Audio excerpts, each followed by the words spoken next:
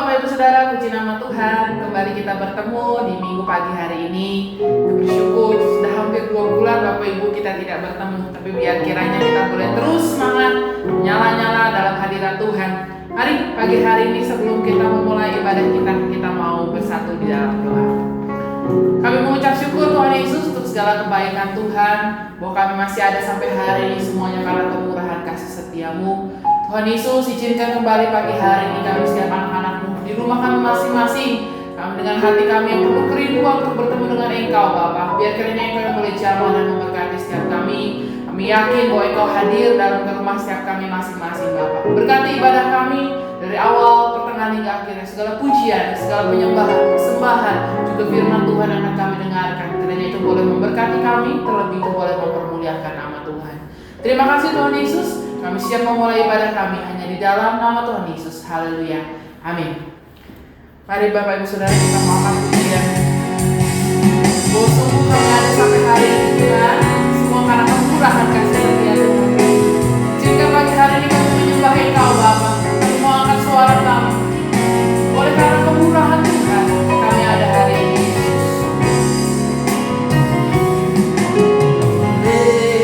Karena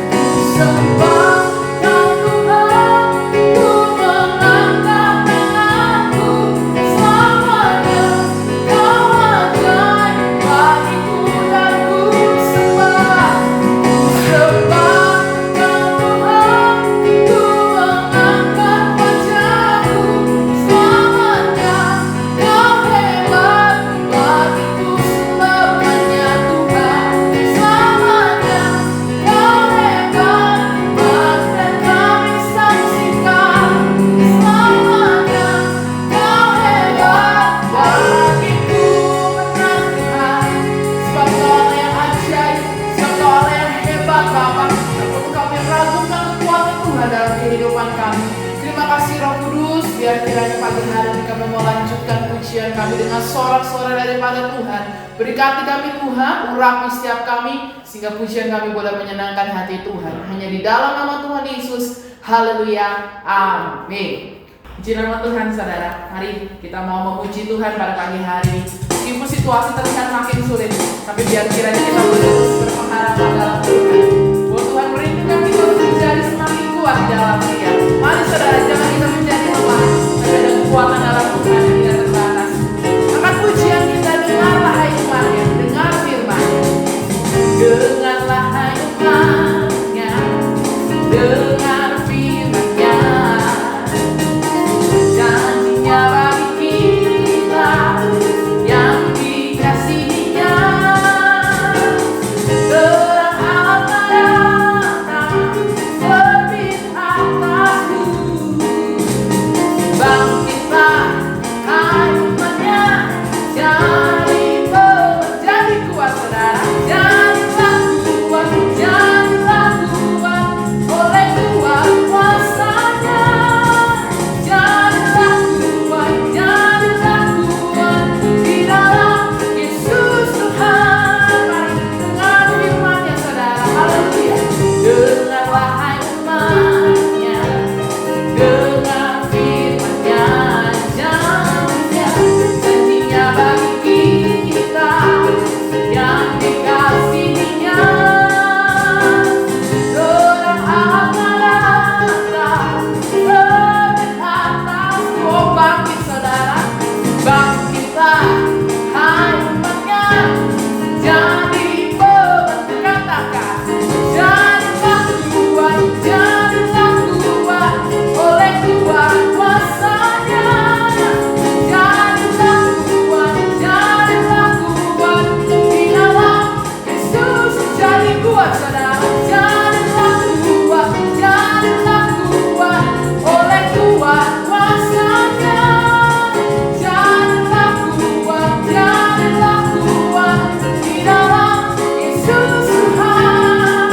Di dalam Yesus Tuhan. Di dalam Yesus Tuhan. Bagi nama Tuhan. Haleluya saudara. Biarlah di masa-masa seperti ini mungkin kita di rumah sendirian, tapi yang terpenting adalah jangan sampai roh kita padam saudara. Biar kiranya roh kita terus menyala-nyala dalam Tuhan. Itu pengharapan kita, itu kekuatan kita. Jangan cuma-cuma engkau memuji Tuhan pagi hari ini. Mari kita angkat pujian. Biar roh kami menyala-nyala Tuhan, melayani engkau dalam kehidupan kami. Haleluya Tuhan Yesus.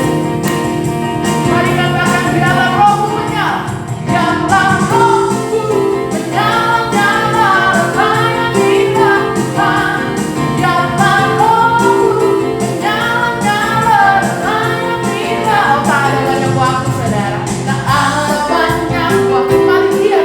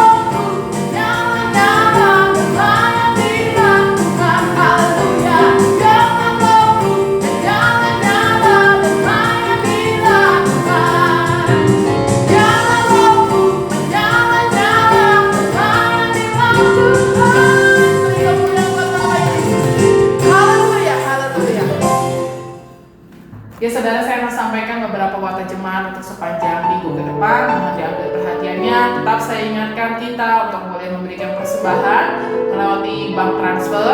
Detail banknya sudah ada di layar Anda dan juga sudah di WhatsApp-kan ke masing-masing jemaat. Mari saudara, jangan sampai kita lupa bahwa terus untuk memberi untuk pekerjaan Tuhan, karena itu bagian dari ibadah kita. Lalu saya ingatkan bahwa minggu depan itu adalah ada ibadah kenaikan Tuhan Yesus, saudara. Momen setahun sekali ini, saudara, dan lagi-lagi kita akan adakan secara online. Mari jangan lupa, saudara, hari Kamis tanggal 21 Mei 2020 jam 8 pagi kita akan berkumpul bersama untuk beribadah secara online. Mari kumpulkan ingatkan setiap keluarga kita untuk jangan sampai lupa bahwa itu adalah ibadah kenaikan Tuhan Yesus. Tidak ada pengumuman yang lain. Mari kita mempersiapkan hati kita untuk masuk ke dalam firman Tuhan. Sebelumnya kita mau angkat satu pujian. Bahwa sungguh Tuhan, waktu kami bukanlah waktu yang terbaik, kami tahu saat kami bekerja dalam waktunya Tuhan, itu adalah waktu yang terbaik, indah pada waktunya. Kami mau belajar taat dan patuh pada Engkau Yesus. Waktu Tuhan bukan waktu kita, jangan sesali keadaannya. Untuk semua pada waktu Tuhan tetap setia, saudara, tetap setia. Mengandalkannya segala yang terjadi di hidupku. Janji Tuhan menghidupiku selalu. Ku yakin, percaya pada waktunya Tuhan, semua akan indah pada waktunya. Percayai waktu Tuhan. Oh, terima kasih Tuhan Yesus. Waktu Tuhan, waktu Tuhan bukan waktu kita.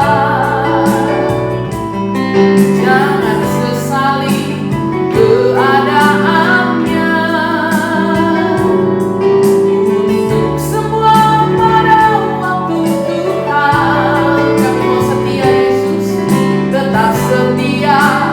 Mengandalkannya segala Bapa, segala yang terjadi di hidupku. Janji Tuhan menghidupiku selalu.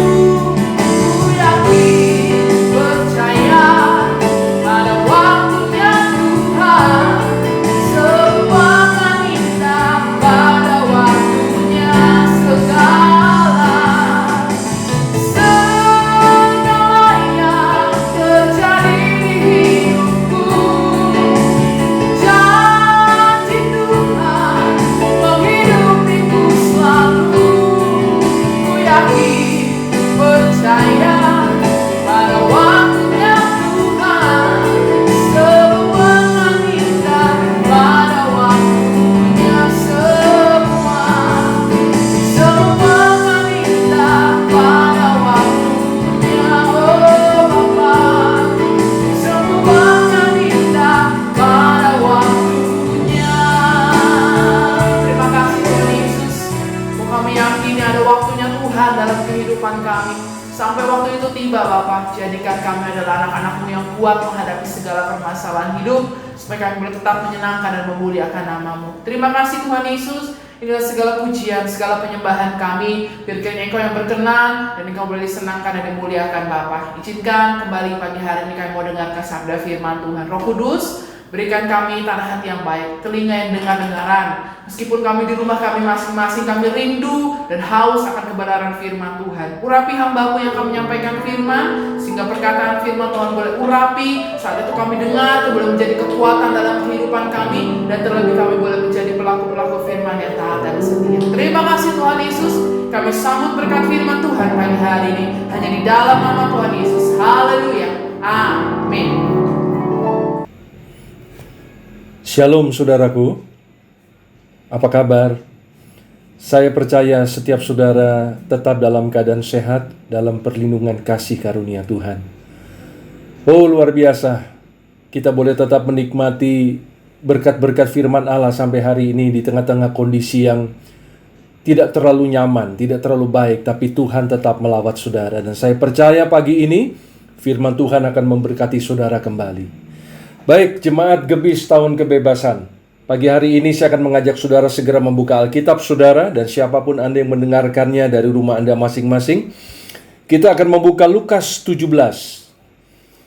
Lukas 17 saya akan membacakan di ayat ke-11 sampai dengan ayat 19.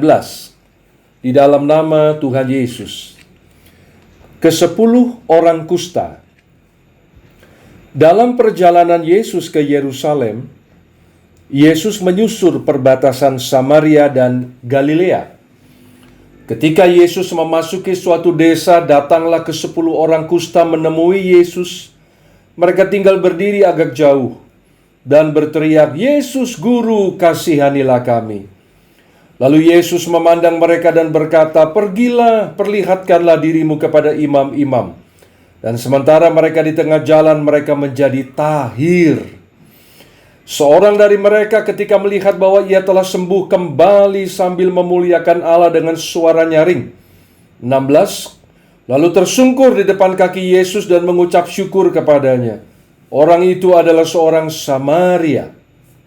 Lalu Yesus berkata, "Bukankah ke-10 orang tadi semuanya telah menjadi tahir? Di manakah yang 9 orang itu? Tidak adakah di antara mereka yang kembali untuk memuliakan Allah selain daripada orang asing ini?" Lalu Yesus berkata kepada orang itu, "Berdirilah dan pergilah, imanmu telah menyelamatkan engkau." Puji Tuhan. Saudaraku, Yesus satu kali berada dalam sebuah misi, sebuah perjalanan pelayanan yang dikatakan tadi tiba di daerah, kalau Anda membaca di ayat ke-11, menyusur perbatasan. Menyusur perbatasan, borderline antara Samaria dan Galilea. Menarik saudara, menarik. Kita coba sedikit mencermati, mendalami letak geografis daerah yang Yesus lewati. Galilea. Galilea itu adalah zonanya orang Yahudi, saudara. Zonanya orang Yahudi. Katakanlah dari rasnya, dari golongannya orang percaya. Dan Anda tahu bahwa orang Yahudi itu, tanda petik, bermusuhan dengan orang Samaria. Padahal kalau Anda menelusuri sejarahnya, Samaria ini juga orang Yahudi, saudara. Katakanlah nenek moyang mereka itu orang Yahudi. Golongan orang Israel lah, katakan, orang percaya. Tetapi Samaria ini sudah tercampur. Jadi tidak lagi pure Yahudi. Samaria ini adalah orang-orang Yahudi yang mengadakan kawin campur dengan orang-orang di luar rasnya Yahudi atau Israel. Sehingga orang Samaria ini dianggap oleh kalangan orang-orang Yahudi merusak genetika, saudara. Atau kalau saya mau ngomong gampang, merusak rasnya, nilai keturunan. Dan itu merupakan sebuah pelanggaran bagi orang Yahudi, menikah dengan orang di luar lingkup mereka. Bahkan saudara, kalau Anda mengikuti budaya mereka, ketika seorang Yahudi menginjak bayangannya orang Samaria, bayangin saudara, menginjak bayangan, itu dianggap najis. Nah, dari kisah perjalanan Yesus ini, saudara, saya menangkap beberapa hal penting yang saya akan sampaikan kepada saudara. Nilai-nilai kehidupan yang kita dapatkan melewati peristiwa ini. Pertama, Yesus masuk di sebuah desa yang terletak di perbatasan tadi, desa yang jelas-jelas desa kusta. Tidak ada orang lain, saudara. Itu hanya desa berisi orang kusta. Kenapa saya mengatakan begitu? Kalau Anda buka di dalam Imamat 13 ayat 46, Anda bisa baca itu. Di situ ada peraturan, saudara. Peraturan, tata tertib, undang-undang tentang orang-orang yang terkena kusta pada zaman itu. Mereka yang terkena kusta itu dianggapnya mereka tuh najis. dianggap kena kutuk oleh Tuhan pada waktu itu. Itu tren yang ada, saudara. Jadi kalau orang kena kusta, dia dianggap dihukum Tuhan, kena kutuk oleh Tuhan. Lalu apa? Orang-orang kusta ini akan dikarantina wilayah, kalau istilah sekarang pandemi, saudara. Mereka akan di lockdown dalam sebuah zona khusus. Yang kita lihat sekarang sebuah desa. Lockdown ini, mereka tidak boleh keluar, tidak boleh bergaul. Komunitas sendiri, saudara. Lalu, apalagi ciri-ciri orang kusta pada waktu, selain badan mereka yang tentunya kusta, rambut mereka itu harus dibiarkan terurai. Seperti orang gelandangan, maaf ya. Seperti orang yang nggak merawat diri. Compang-camping bajunya. Dan ketika mereka lewat di kerumunan orang banyak, maka mereka harus berseru, najis, najis, najis. Sehingga orang banyak itu menyingkir dan tidak boleh bersentuhan dengan mereka. Anda bisa lihat betapa mereka, orang-orang yang kena kusta pada masa itu, betul-betul mengalami tekanan yang luar biasa, saudara. Ya, tekanan jiwa yang luar biasa, menderita sekali. Makanya saat mereka berseru Yesus, Yesus, kalau Anda lihat tadi dalam kitab Lukas 17, saudara, ketika dia berteriak Yesus, dikatakan ayat 12, mereka tinggal berdiri agak jauh. Mereka tidak berani mendekati Yesus. Kalau istilah sekarang, saudara, physical distancing. Jadi mereka tahu bahwa mereka tidak boleh mendekat sebagai kusta. Berdiri agak jauh.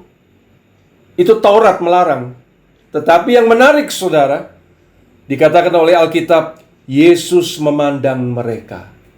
Anda lihat itu di dalam kitab Lukas 17 ayat yang ke-14.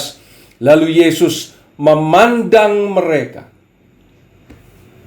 Anda tahu, ketika Yesus dikatakan memandang mereka, ini tidak sama dengan orang kebanyakan memandang orang-orang kusta itu, yang dianggap najis, terpinggirkan, orang yang tidak boleh diajak bergaul, disentuh. Pokoknya seperti orang kotoran saja. Tapi Yesus dikatakan memandang. Beda. Yesus memandang mereka dengan sudut pandang berbeda. Perspektif yang berbeda. Kenapa?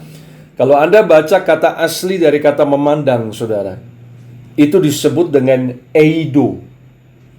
Eido itu artinya memandang dengan penuh belas kasih.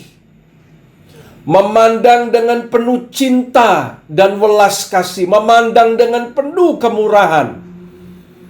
Dan finally, kalau Anda lihat apa yang terjadi ketika Yesus memandang mereka dengan kasih yang dari Tuhan, singkat cerita, Yesus menyembuhkan mereka. Yang menarik, saudara, dari pandangan kasih Tuhan terjadi mujizat kesembuhan. Yang menarik, dari ke-10 orang kusta ini, mix loh ya, mix. Ada Samaria, ada Yahudi. Yesus orang Yahudi. Samaria ini adalah orang yang tidak boleh ditolong, dianggap bangsa yang campuran. Tapi Yesus juga menyembuhkan orang Samaria. Yesus tidak membuang orang Samaria. Yesus tidak mengucilkan si Samaria. Tetap disembuhkan seperti yang lain orang Yahudi kusta itu. Menarik Bapak Ibu, kita mendapat nilai hidup, pesan nilai kehidupan yang penting. Saya ulang. Yesus berjalan di perbatasan. Ingat itu, borderline, perbatasan. Zona yang netral. Zona yang netral di antara dua kubu yang berbeda. Artinya apa? Yesus hadir bagi orang Yahudi, Galilea. Yesus juga hadir bagi orang Samaria. Kita baca ayatnya. Kitab Roma pasal 2, saudara. Ayat ke-6 sampai dengan ke-8. Coba buka Roma pasal 2 ayat 6 sampai ke-8, saya bacakan. Tuhan akan membalas setiap orang menurut perbuatannya, yaitu hidup kekal kepada mereka yang dengan tekun berbuat baik, mencari kemuliaan, kehormatan, dan ketidakbinasaan. Tetapi murka dan geram kepada mereka yang mencari kepentingan sendiri, yang tidak taat kepada kebenaran, melainkan taat kepada kelaliman. Kita lengkap ayat 11 ini penting. Baca bersama dengan saya, dimanapun Anda duduk. Baca bersama dengan saya 11 ya. 3, 2, keras.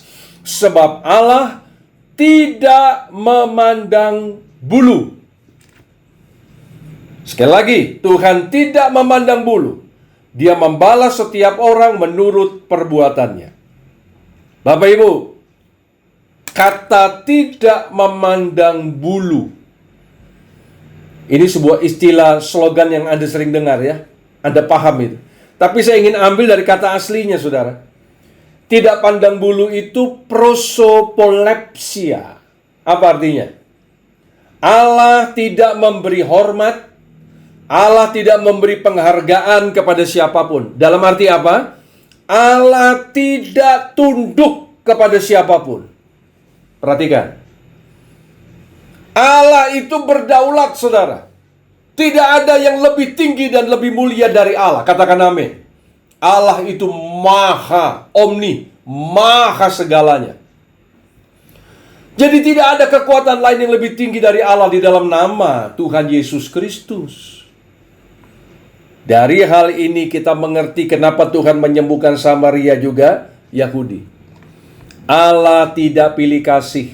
Dengar baik Bapak Ibu. Allah tidak pilih kasih. Catat itu. Dalam memberkati, Allah tidak pilih kasih. Di dalam mendidik kita, orang-orang percaya, Allah juga tidak pilih kasih. Tuhan tidak berarti lebih memberkati mereka yang lebih pintar, atau mereka yang lebih tampan, yang tidak kusta. Nah, bagi Allah semua sama, flat ukurannya. Artinya apa? Jika benar, benar. Jika salah, salah.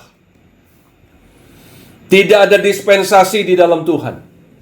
Yesaya 59 ayat 14 sampai 16 Anda bisa baca itu. Betapa Allah sangat serius dengan hukum dan tata tertib kehidupan. Jadi Anda jangan berpikir kalau Anda mungkin sering ke gereja, atau Anda sering aktif melayani, atau Anda mungkin memberikan persembahan yang terbesar di gereja saudara, atau bahkan memberi perpuluhan yang luar biasa.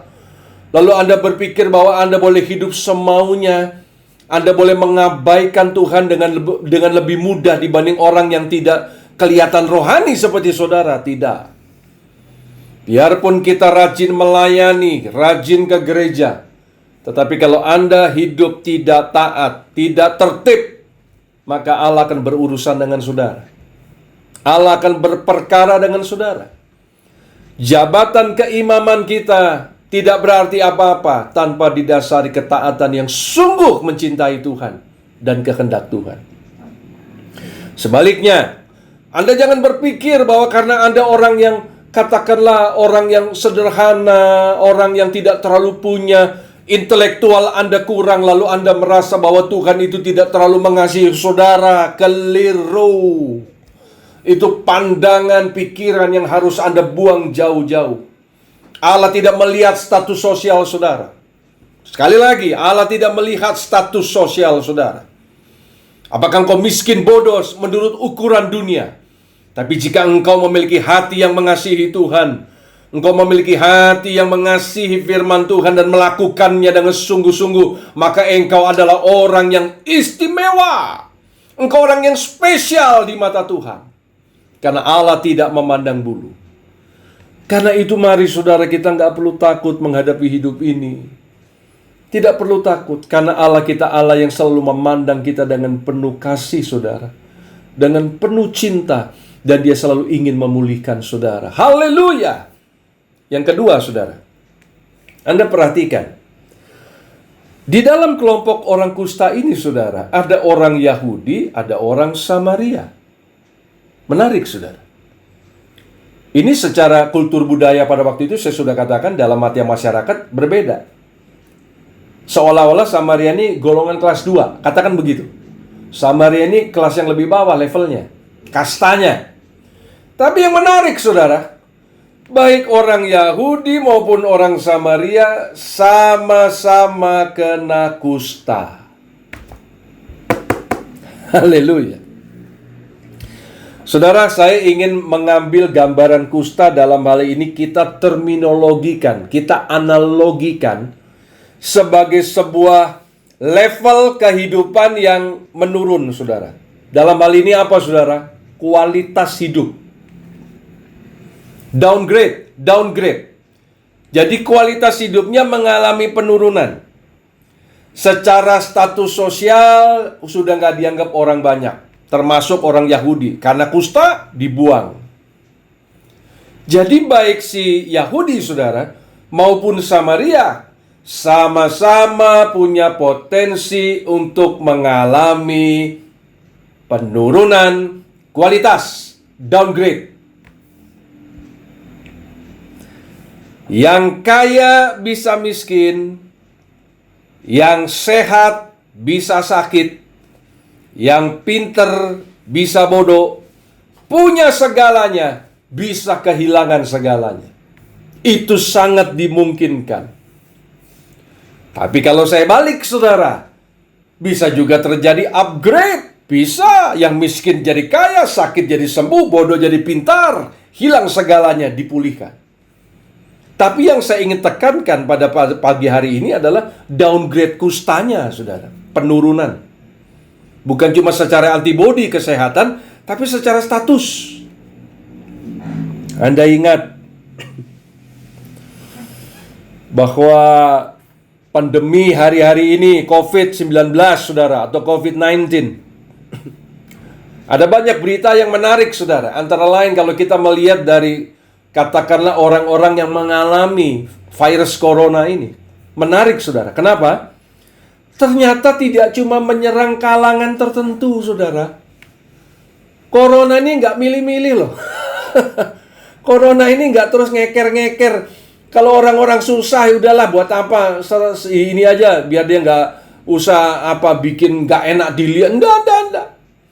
Dari rakyat jelata sampai presiden, sampai calon raja, pangeran, saudara, negara-negara adidaya kena virus corona.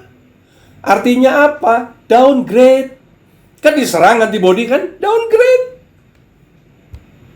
Nggak peduli presiden, perdana menteri, saudara, negara besar kena. Siapapun bisa mengalami downgrade. Artinya apa, saudara? Di dalam dunia ini tidak ada yang permanen. Kita belajar dari kisah ini. Tidak ada yang absolut, mutlak. Tidak ada. Hari ini Anda kaya. Saya berdoa dijauhkan, tetapi bukan tidak mungkin terjadi. Hari ini Anda kaya. Jangan jauh-jauh. 10 detik dari sekarang, Anda bisa jatuh miskin. Hari ini Anda pintar. Mungkin Anda S3, bahkan kalau ada S4, S5, Anda ambil. Luar biasa. Lalu berapa banyak orang-orang pintar merasa bahwa dia sudah tingkatan yang maha. Apakah maha guru atau guru besar. Lalu merasa bahwa dia orang yang tidak terkalahkan secara intelektual. Hari ini Anda orang pintar. Saya naikin dah level waktu. 1 jam dari sekarang ini. Sesuatu bisa terjadi dan membuat Anda kehilangan intelektual saudara. Hari ini Anda sehat. Lalu dengan kesehatan saudara, kita menjadi orang yang mengabaikan nilai-nilai hidup semaunya, tidak tertib, baik dalam pola makan, dalam pola kesehatan. Saya kasih gambar contoh gampang, saudara. Sebelum COVID ini menerjang ke bumi Indonesia, coba jemaat renungkan baik-baik. Berapa banyak kita yang terlalu mengabaikan kesehatan kita. Tidur tidak cukup, makan seenaknya. Bahkan kita seringkali merasa bahwa kita menikmati hidup, jadi nggak harus sering-sering ke gereja. Toh saya masih sehat. Tapi Anda lihat sekarang, betapa begitu rentannya nilai kesehatan, saudara. Anda lihat lewat peristiwa ini, tidak ada yang absolut di muka bumi ini. Sekarang semua orang ketakutan, cemas. Tidak ada yang absolut dan permanen. Bahkan kita punya keluarga pun tidak bisa selama-lamanya bersama dengan kita. Pekerjaan yang Anda miliki sekarang, Anda boleh loyalitas, itu harus menjadi berkat. Tapi jangan pernah bangun di benak mindset pemikiran saudara bahwa perusahaan yang Anda sekarang kerja karena skalanya besar, multi internasional, lalu Anda merasa perusahaan ini akan jaya selama-lamanya. No. Satu waktu, downgrade. Dan itu sudah banyak contohnya yang Anda bisa pelajari sendiri. Nggak usah saya kasih contoh. Lihat aja di YouTube, cari aja di situ. Perusahaan-perusahaan keuangan, finansial, multi internasional, beberapa yang tumbang. Tidak ada yang absolut.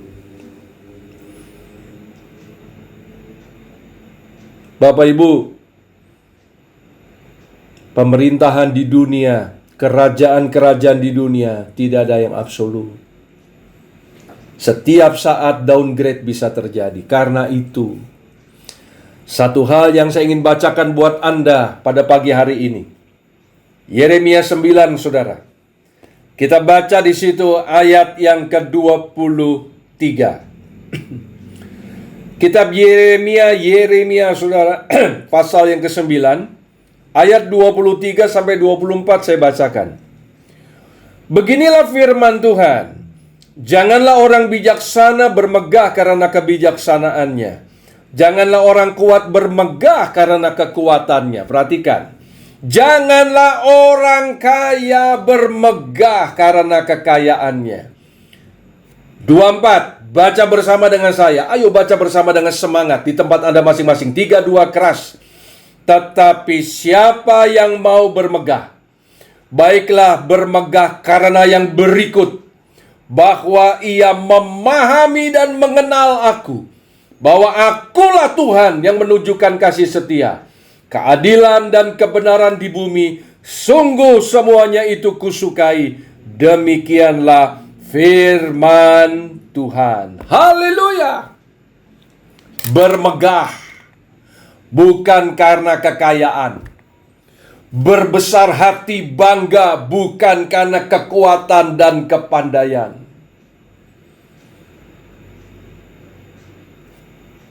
Bermegah yang harus Anda lakukan adalah memiliki pemahaman, mengenal, memahami dan mengenal tentang siapa? Tentang Tuhan. Terjemahan lama berkata tahu kenal. Mengenal sekali lagi dan memahami akulah Tuhan. Jadikan Tuhan itu segalanya di hidup saudara. Saya bukan bilang Anda tidak boleh kaya dan pintar. Harus. Tetapi dengan kekayaan dan kepintaran Anda, dengan jabatan Anda, muliakan Tuhan. Itu maksud pesan pagi ini. Jangan Anda cuma menjadikan kelebihan diri Anda sebagai kebanggaan pribadi. Untuk menunjukkan bahwa Anda orang yang hebat, kaya raya, punya segalanya. Anda yang berjuang dengan hidup. Keliru. Anda harus kembalikan lagi semua hal ini bagi kemuliaan Tuhan. Pahami itu karena tidak ada yang absolut. Tidak ada yang tetap dan mutlak. Tapi Tuhan, Dia selama-lamanya. Alkitab berkata langit bumi boleh lenyap, tapi firman Tuhan tetap selama-lamanya. Makanya ayat Yeremia tadi berkata penegasan Tuhan, saudara, akulah Tuhan. Akulah Tuhan. Kata aslinya tuh Anoki, saudara. Akulah Tuhan. Apa Anoki itu? Satu-satunya dan tidak ada yang lain. Anda ingat nggak? Dasar dari hukum Taurat itu adalah 10 hukum Allah yang Musa terima di Gunung Sinai.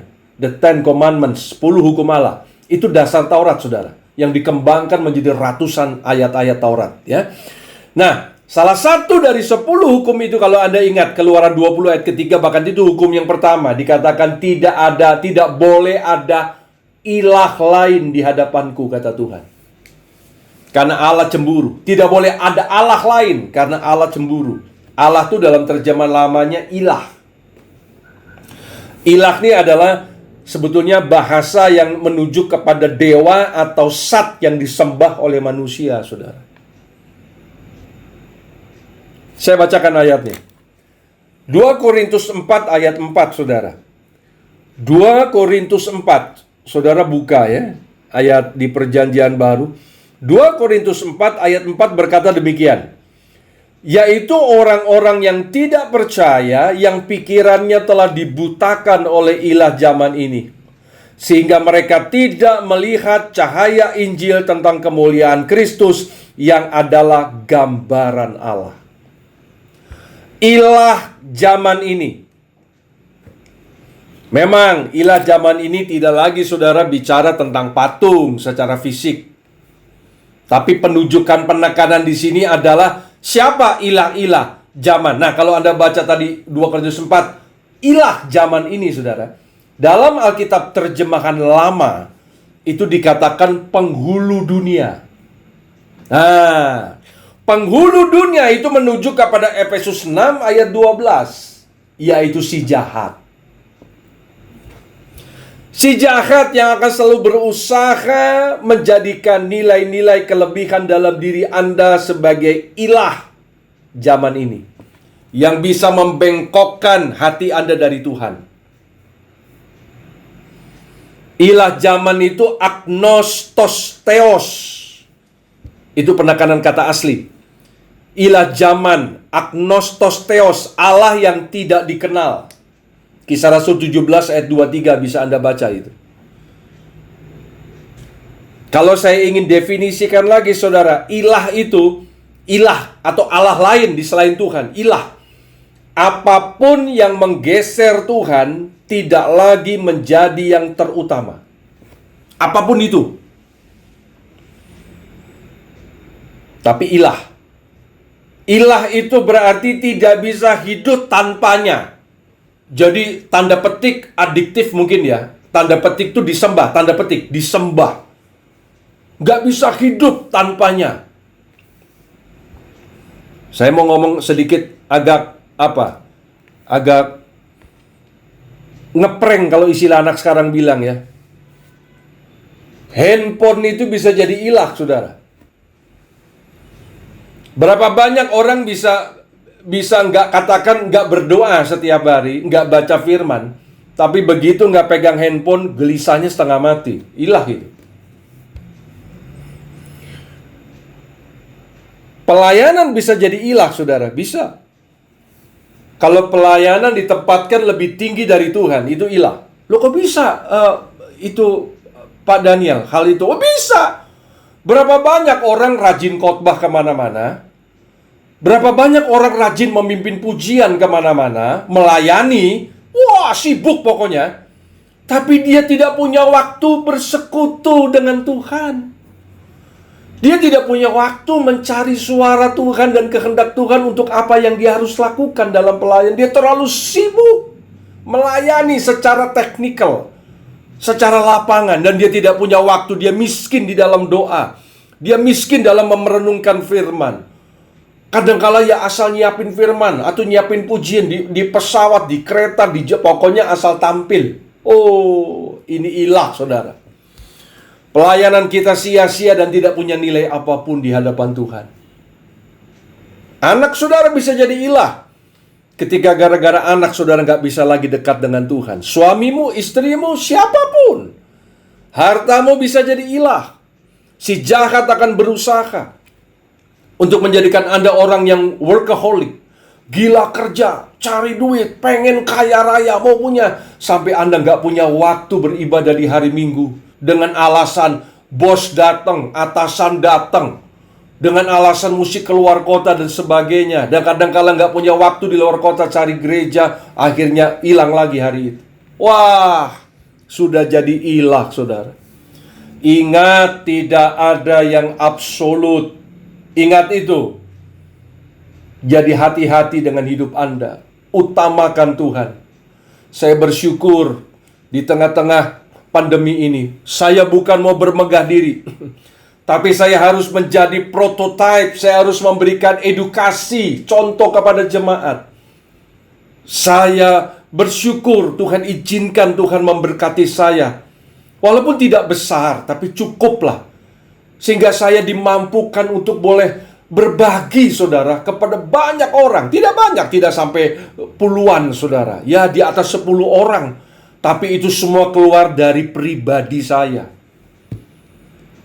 Bukan besar, tapi saya belajar menolong.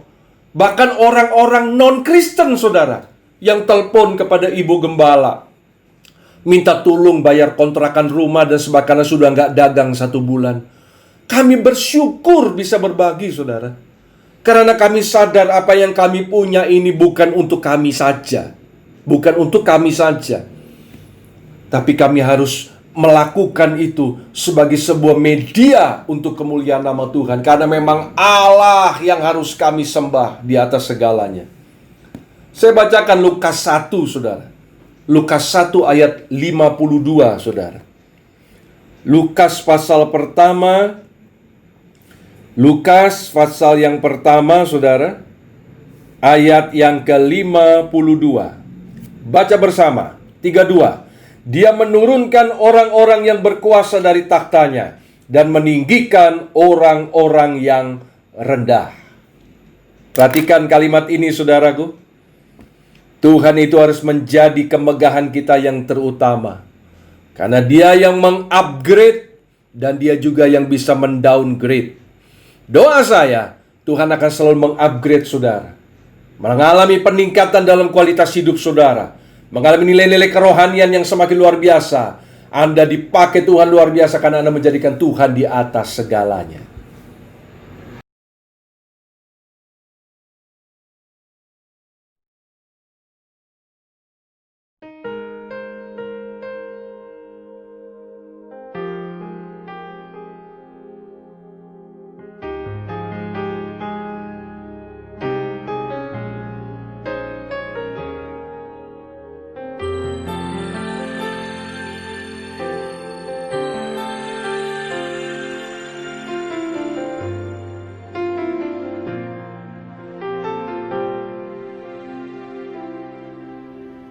Ku tak tahu yang kan terjadi, namun ku tahu Kau sertaku.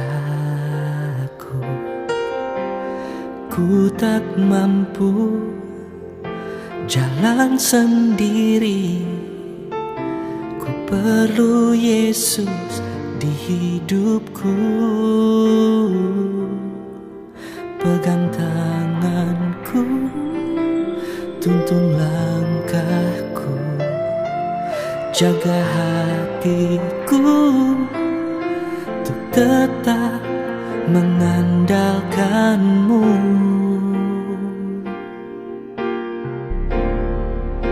Ku taruh harapku sepenuh pada Yesus. Rancangan-Mu terbaik bagiku, tak mau ku berpaling dari kasih Yesus. Kaulah pujianku dan kebanggaanku.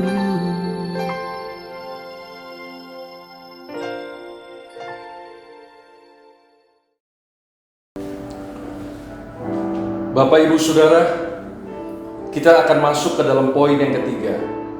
Tadi Anda sudah mengingat baik. Poin pertama, Allah tidak memandang bulu. Dari kisah 10 kusta ini, saudara, bahwa Allah itu akan memberkati, mendidik kita, tidak pandang siapa kita. Dan yang kedua, Allah bisa mengupgrade, Tuhan bisa mendowngrade. Karena itu jangan geser kapasitas Tuhan dengan ilah-ilah lain. Yang ketiga, saudara, dari ke-10 orang kusta ini, Yahudi dan Samaria, yang menarik, saudara, ketika mereka disembuhkan oleh belas kasih Tuhan tadi, Yesus, Mereka disuruh pergi ke imam untuk dicek, karena memang itu hukum mereka, imamat yang saya bacakan tadi. Kalau mereka sembuh, hukum Yahudi, mereka harus membawa diri mereka kepada imam untuk diperiksa ulang apakah mereka betul-betul sembuh. At-tahir istilahnya, tahir. Di ayat ke-14, ketika mereka akan disuruh cek pergi ke imam, di tengah jalan itu mereka sembuh, saudara. Jadi ketika mereka dalam perjalanan menuju ke imam untuk dinilai oleh imam, mereka sembuh. Bapak Ibu, kita belajar value kehidupan yang ketiga ini. Penilaian manusia itu penting, saudara. Penting. Tetapi penilaian Tuhan yang terpenting. Kenapa? Manusia bisa menilai saudara tapi tidak bisa berbuat banyak dalam hidup saudara. Saya pun demikian. Tapi jika Allah menilai saudara, Dia sanggup memulihkan kehidupan Anda, apapun keadaan saudara. Karena itu mari kita jangan membangun hidup sekedar membangun penilaian sosial masyarakat untuk melihat siapa kita, yang kadangkala bisa menipu.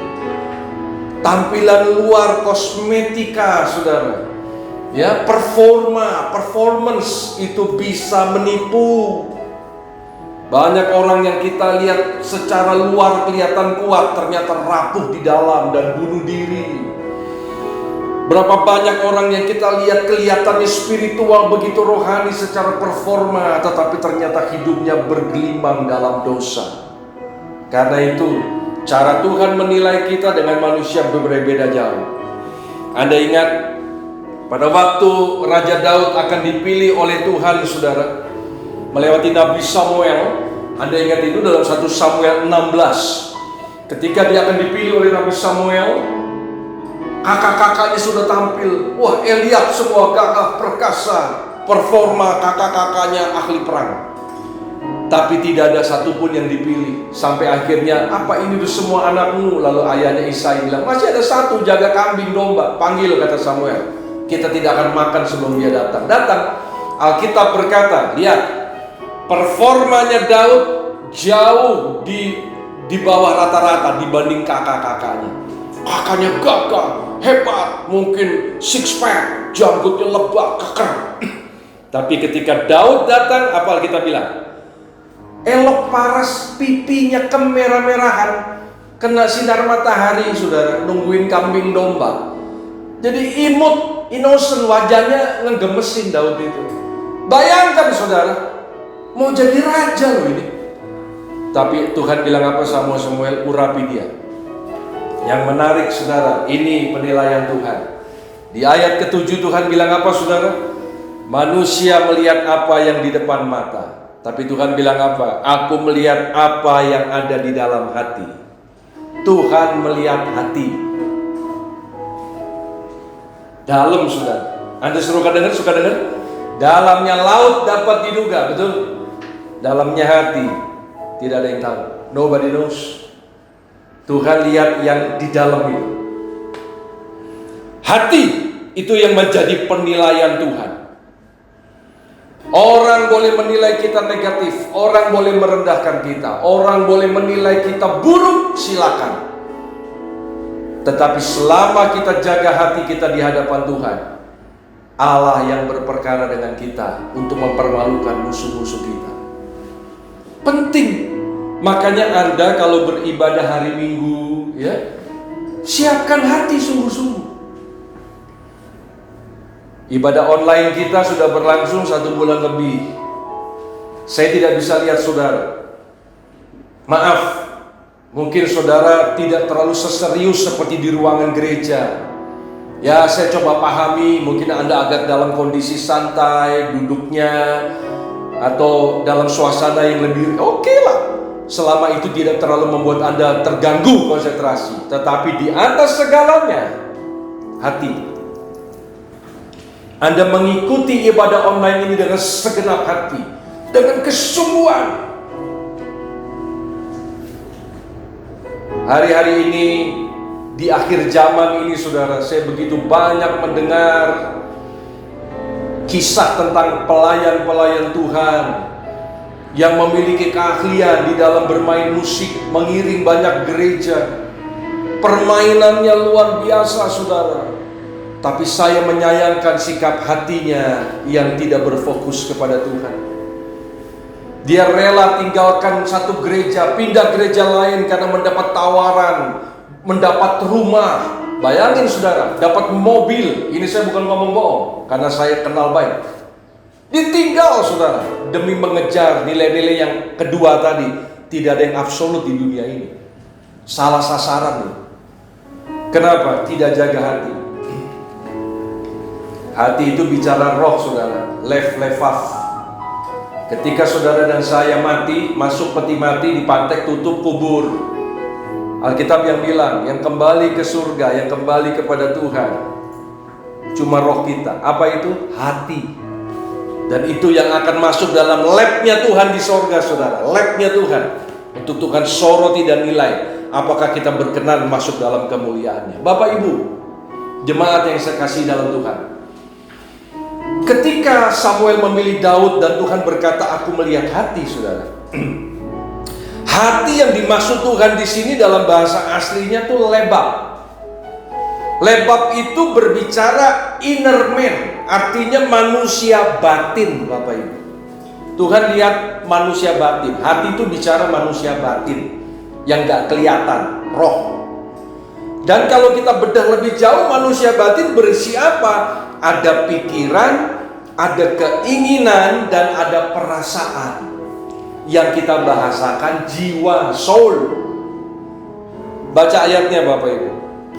Mazmur 130. Saya akan bacakan buat saudara di dalam kitab Mazmur, pasal yang ke-130. Anda buka Alkitab saudara ya.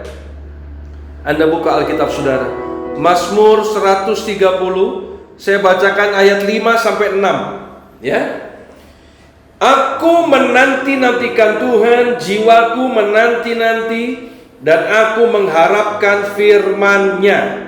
6. Jiwaku mengharapkan Tuhan, lebih daripada pengawal mengharapkan pagi, lebih daripada pengawal mengharapkan pagi. Saudara, di Alkitab ini kalau ada dua kata diulang, saudara, itu berarti serius. Penekanannya itu serius, membutuhkan perhatian yang ekstra. Jiwaku menantikan Tuhan seperti pengawal menantikan pagi atau fajar. Pengawal sudah lelah berjaga semalaman, rasa ngantuk menyerang, lelah, pengen tidur, segala lapar jadi satu. Tapi dia memiliki kekuatan di dalam jiwanya, saudara. Artinya apa? Sekalipun fisik ini menggoda untuk dia tidur dan meninggalkan tanggung jawabnya, tapi kekuatan jiwa, pikiran, perasaan, kehendak diorientasikan kepada pagi hari. Dengar baik ini, diorientasikan, diproyeksikan kepada fajar di pagi hari. Artinya, ketika kelelahan, menyergap, pengen menyerah, kantuk dan sebagainya, maka pengawal ini membangun pikiran, perasaan, kehendaknya difokuskan kepada pagi, bahwa tidak lama lagi akan terbit fajar merekah, pagi hari akan timbul, terang akan muncul, dan aku akan menyelesaikan tugasku dengan baik. Jadi dia tidak berfokus kepada kelelahannya, saudara. Jiwa, pikiran, perasaannya, saudara, difokuskan kepada pagi hari.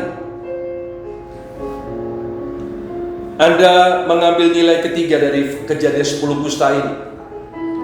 Hari-hari ini kita semua, seluruh dunia termasuk kita, sedang berjuang dan mendoakan supaya pandemi COVID-19 segera berakhir. Kita merindukan Indonesia kembali dipulihkan, ekonomi dipulihkan, kita boleh hidup bersosialisasi normal kembali, bahkan gereja kita bisa beribadah kembali. Itu kerinduan kita semua. Anda rindu itu terjadi? Saya pun demikian. Kunci pentingnya, Anda tetap jaga komitmen jiwa saudara. Selama hari-hari ini Anda berada stay at home di rumah, work at home, kerja di rumah, pikiran, perasaan, keinginan Anda tetap fokus kepada Tuhan. Ingat itu, fokus. Tidak fokus kepada stres kita, kepada bosen, bete lah di rumah terus, ya banyak terima WA itu. Mau keluar susah. Jangan fokus kepada kondisi itu, fokus ke Tuhan. Anda banyak berdoa, memiliki waktu lebih banyak bukan? Kalau dulu Anda beralasan sibuk, sekarang apalagi alasannya? Anda lebih banyak merenungkan firman, lebih banyak bergaul dengan keluarga. Terus fokus kepada Tuhan. Terus, kenapa? Ketika pikiran, perasaan, keinginan Anda difokuskan kepada Tuhan, seperti pengawal mengharapkan pagi. Baca ayatnya. Amsal 4, saudara. Amsal 4 ayat yang ke-18 sampai ayat yang ke-19. Amsal 4 ayat 18 sampai 19. Baca bersama dimanapun Anda berada dengan percaya. 3-2 keras. Tetapi jalan orang benar itu seperti cahaya fajar yang kian bertambah terang sampai rembang tengah hari.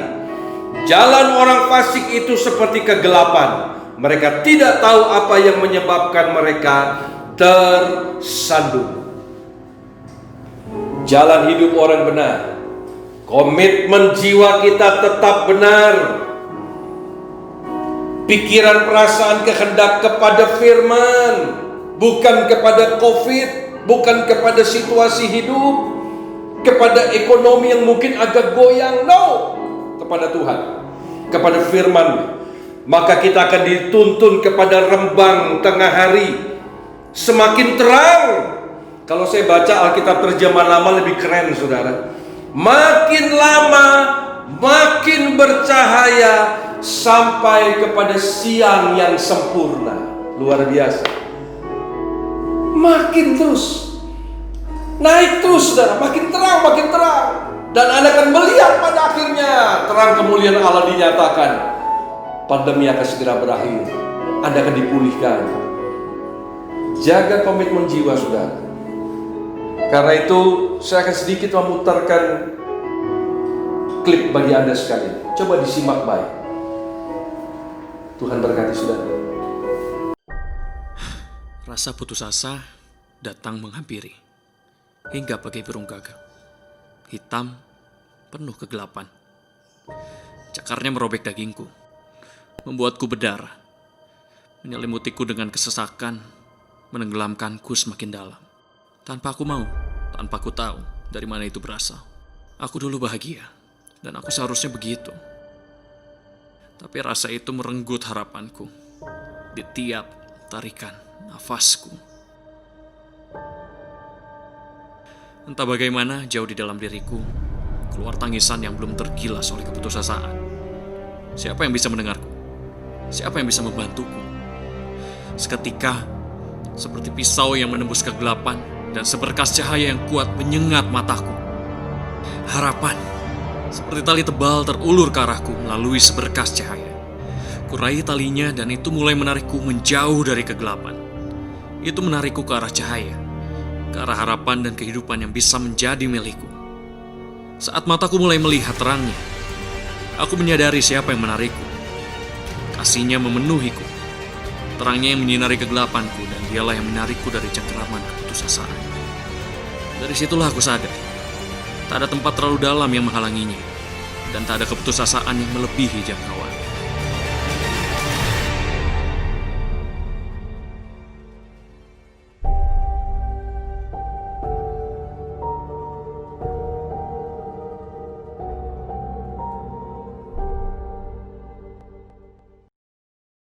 Bapak Ibu, kita tiba di poin terakhir, poin keempat.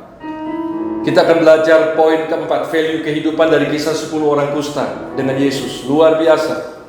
Sekali lagi, yang pertama Anda ingat, yang kedua, yang ketiga, yang keempat ini.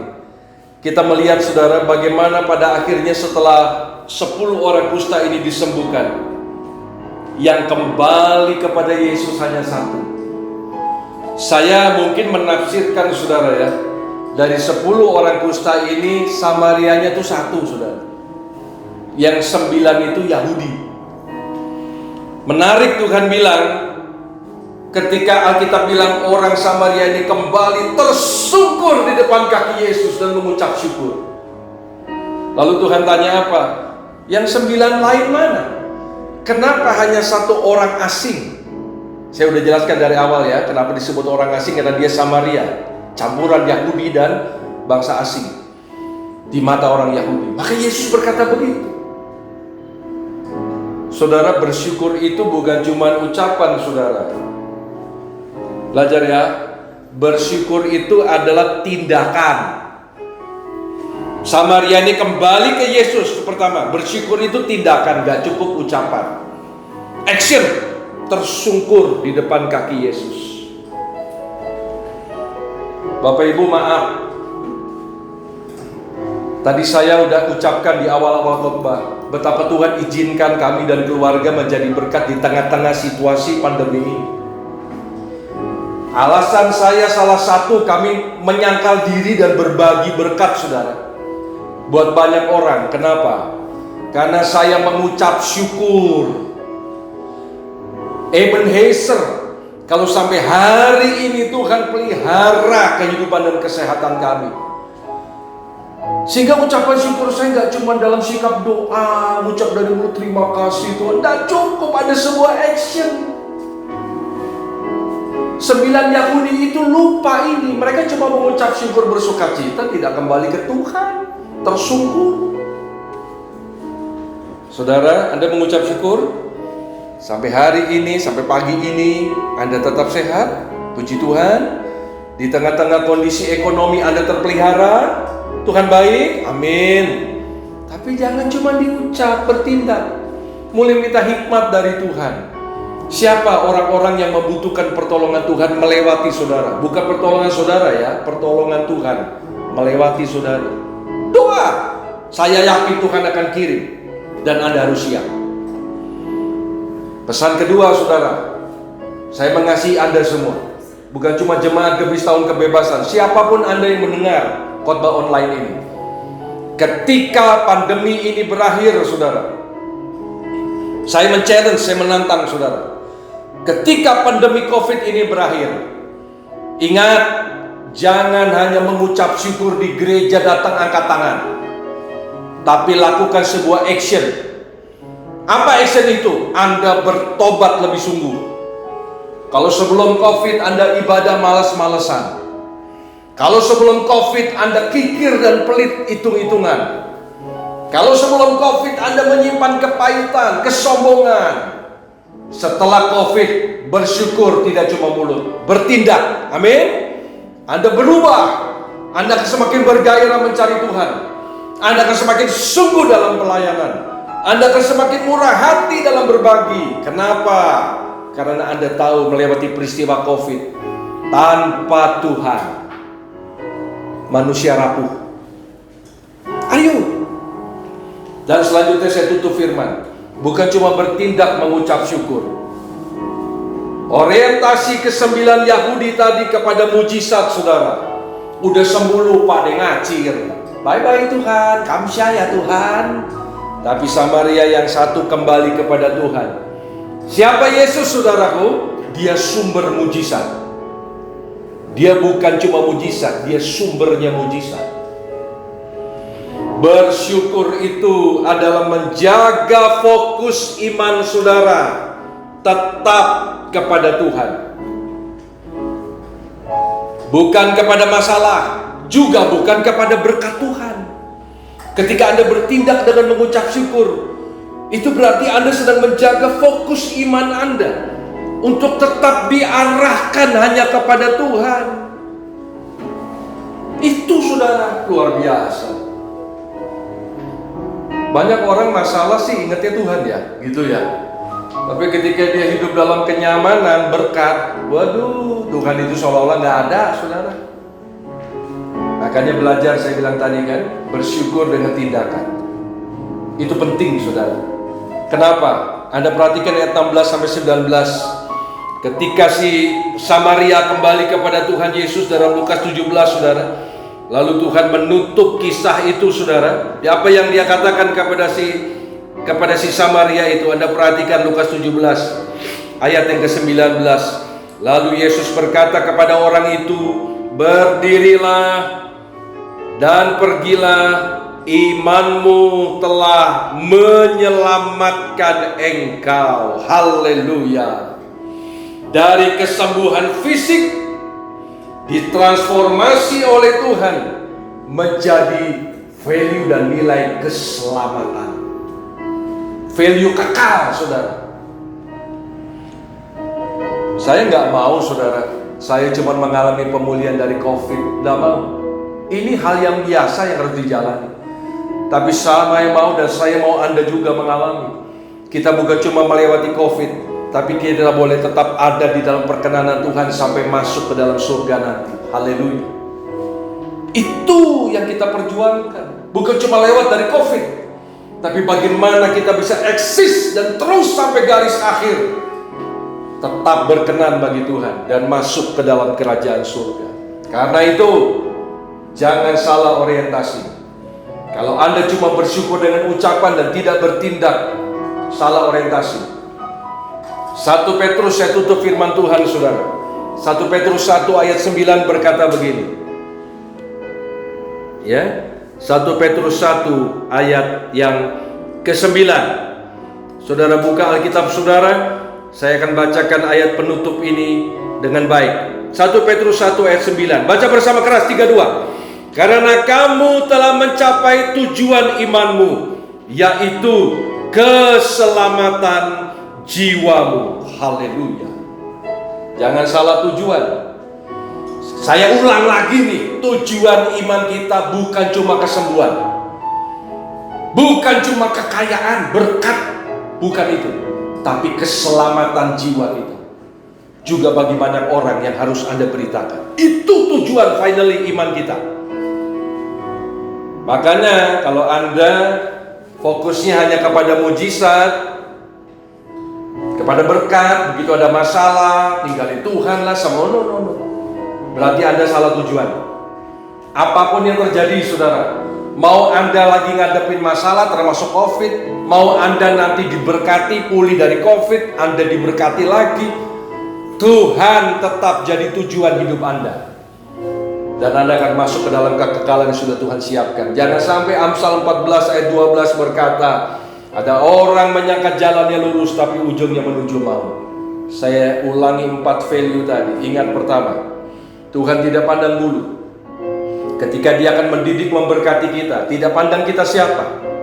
Termasuk ketika kita rajin pelayanan sekalipun, kalau kita salah tetap salah. Yang kedua, ingat, Tuhan yang mengupgrade dan Tuhan yang mendowngrade. Orang kusta mengalami downgrade, penurunan value dalam hidupnya, tapi Tuhan bisa muliakan dan sembuhkan kembali. Makanya tidak ada yang permanen di dunia ini. Jangan salah menjadikan ilah dan menggeser Tuhan. Jangan. Ingat yang ketiga, saudara, mari kita menjadi orang-orang yang memiliki komitmen jiwa yang kuat, pikiran, perasaan, kehendak terfokus kepada Tuhan, sehingga pemulihan berjalan sesuai dengan mau Tuhan. Fajar merekah, rembang tengah hari semakin bersinar akan tiba. Dan yang keempat, bersyukur tidak cuma ucapan, tapi Anda bertindak, menjadikan Tuhan pusat dan kehidupan Anda. Luar biasa. Tuhan memberkati saudara. Mari Bapak Ibu, di akhir khotbah kita angkat sebuah pujian bersama saya, saudara. Apa yang sudah Anda dengar tadi melewati klip yang Anda lihat, kita angkat pujian dengan segenap hati, angkat pujian dengan segenap jiwa, mengucap syukur dimulai dengan pujian pada pagi hari ini. Terima kasih Bapa, glory Tuhan. Ku tak tahu yang kan terjadi, namun Kau tahu, Kau sertaku. Katakan, ku tak mampu jalan sendiri, ku perlu Yesus di hidupku. Katakan saudara, pegang tanganku, tuntun langkahku, jaga hatiku, untuk tetap mengandalkan-Mu. Ku taruh harapku, ku taruh harapku, sebab sepenuh pada Yesus. Haleluya. Rancanganmu terbaik bagiku, tak mau berpaling dari kasih Yesus. Kaulah pujianku dan kebanggaanku. Sekali lagi Bapak Ibu, angkat hatimu dalam sikap doa. Katakan, ku tak tahu yang akan terjadi, namun ku tahu Kau serta. Amin, amin. Ku tak mampu jalan sendiri, ku perlu Yesus di hidup. Dia segalanya. Glory Bapa. Pegang tanganku, tuntun jalan kaku, jaga hatiku, tetap mengandalkanmu. Taruh harapku, komitmen jiwa, ku taruh harapku sepenuh pada Yesus.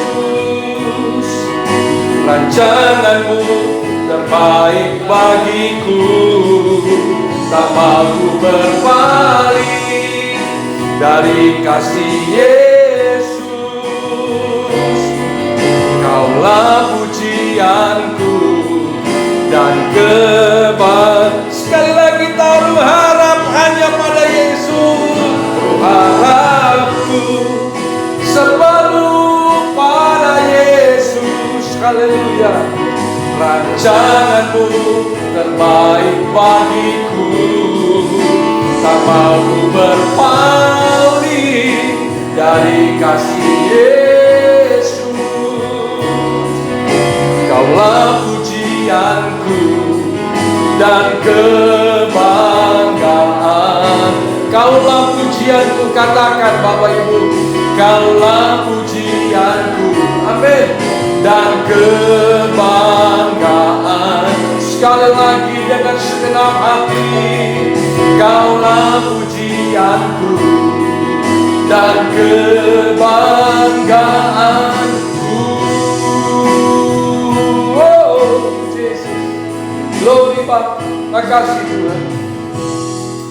Mari saudaraku, kita naikkan doa yang diajarkan Tuhan Yesus dengan lambat penuh hikmat sebagai berikut. Bapa kami yang ada di dalam surga, dikuduskanlah namamu, datanglah kerajaanmu, jadilah kehendakmu di bumi seperti di surga.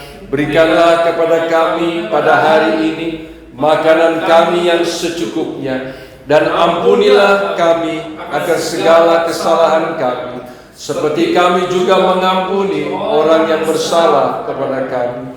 Dan janganlah membawa kami ke dalam pencobaan, tetapi lepaskanlah kami daripada yang jahat. Karena Engkaulah yang empunya kerajaan dan kuasa dan kemuliaan sampai selama-lamanya. Bapa di sorga, terima kasih.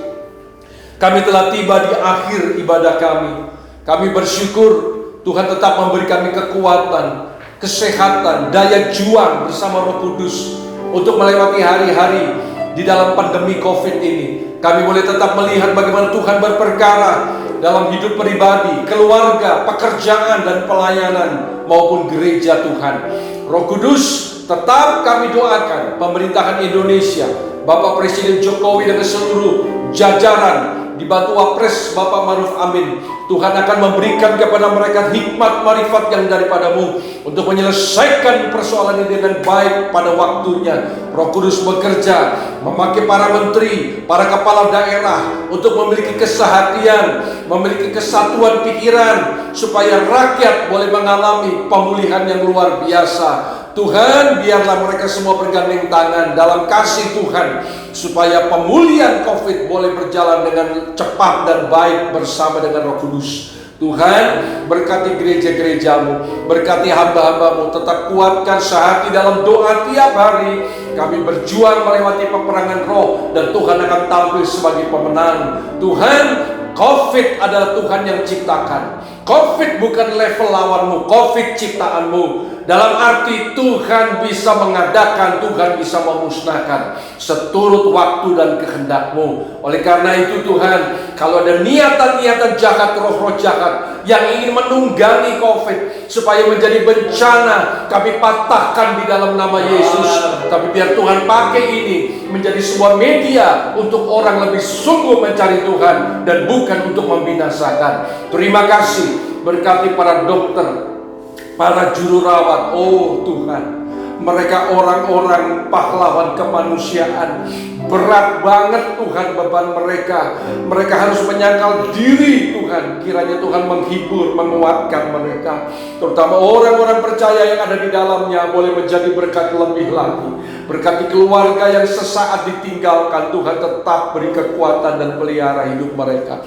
Terima kasih Bapa, Engkau berkati seluruh jemaat khususnya GPIS tahun kebebasan. Biar mereka boleh tetap ada dalam anugerah Tuhan, terproteksi dalam kemurahan hati Tuhan. Tidak satu pun jemaat Gebis tahun kebebasan yang mengalami COVID maupun DBD bersama dengan seluruh umat Tuhan di Indonesia terlindungi, terproteksi oleh karena kekuatan Roh Kudus yang luar biasa. Berikan kepada kami kedisiplinan, kekuatan hati, komitmen jiwa untuk tiba pada rembang tengah hari. Kemuliaan yang semakin bersinar akan dinyatakan dalam kehidupan kami. Terima kasih Bapa. Sekali lagi Tuhan berkati seluruh pelayan-Mu yang telah ambil bagian dalam pelayanan online pagi ini. Tuhan berkati, Tuhan pakai lebih heran bagi kemuliaan nama Tuhan. Dan kami boleh bertemu kembali satu waktu dalam komunitas bersama di tempat ini. Bapa, tiba saatnya kami akan menerima berkat yang daripada Tuhan. Mari saudaraku, jemaat, saya undang semua saudara untuk bangkit berdiri.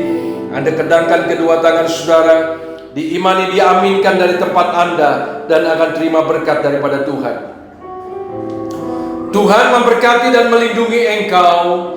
Tuhan menyinari engkau dengan wajahnya dan memberikan kasih karunia. Tuhan menghadapkan wajahnya kepadamu dan memberikan damai sejahtera. Pulanglah saudaraku sekalian, terimalah berkat jasmani terlebih berkat rohani yang melimpah. Damai sejahtera yang melampaui segala akal, kasih sayang yang maha sempurna, berkat pertolongan, perlindungan dan penghiburan tanpa batas, bersumber dari Allah Bapa, Putra Allah, dan Allah Roh Kudus. Di dalam nama di atas segala nama, Tuhan Yesus Kristus menyertai kita pagi ini sampai Maranatha Tuhan Yesus datang kali kedua, bahkan selama-lamanya. Haleluya. Terima kasih Bapa. Kiranya Engkau memberkati aku berlimpah-limpah dan memperluas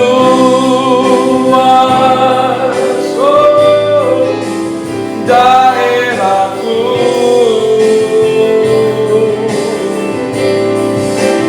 dan kiranya tangan-Mu menyertai aku dan melindungi aku. Glory Bapa. Daripada malapetaka, katakan, sehingga kesakitan tidak menimpa aku. Tuhan mendengarkan dan menjawab doaku.